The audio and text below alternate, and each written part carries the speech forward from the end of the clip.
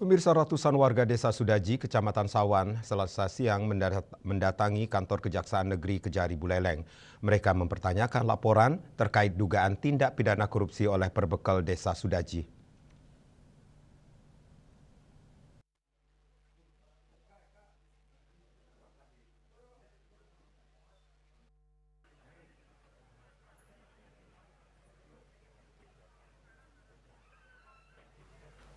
Tak hanya mempertanyakan laporan terkait dugaan tindak pidana yang dilakukan Perbekal Desa Sudaji, kehadiran warga yang dikoordinasikan oleh Gede Suharsana dan didampingi Antonius Sanjaya Kia Beni dari LSM Gema Nusantara juga bertujuan meminta kepastian hukum kepada Kepala Kejaksaan Negeri atau Kajari Buleleng, Edi Irsan Kurniawan, atas laporan yang diperkuat hasil audit investigasi Inspektorat Daerah Kabupaten Buleleng.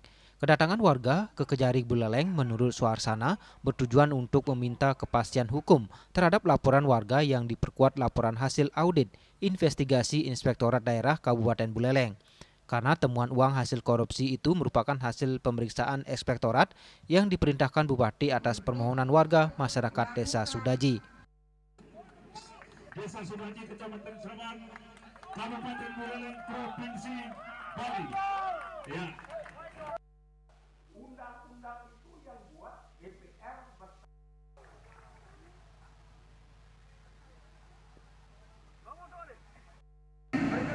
Apa yang kita laporkan, ini kedatangan kami yang kelima kalinya.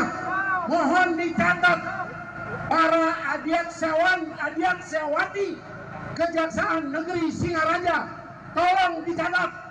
Undang-undang tindak pidana korupsi satu pasal saja yang menyatakan ketika uang hasil korupsi dikembalikan karena ditemukan karena hasil pemeriksaan dari inspektorat.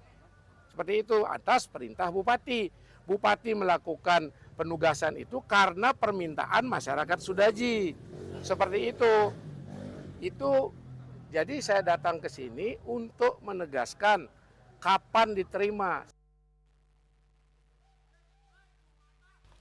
Karena Kajari tidak ada di tempat, warga lanjut kembali ke Desa Sudaji dan melakukan penyegelan kantor Perbekal Desa Sudaji. Yaseri Yuli, Bali TV.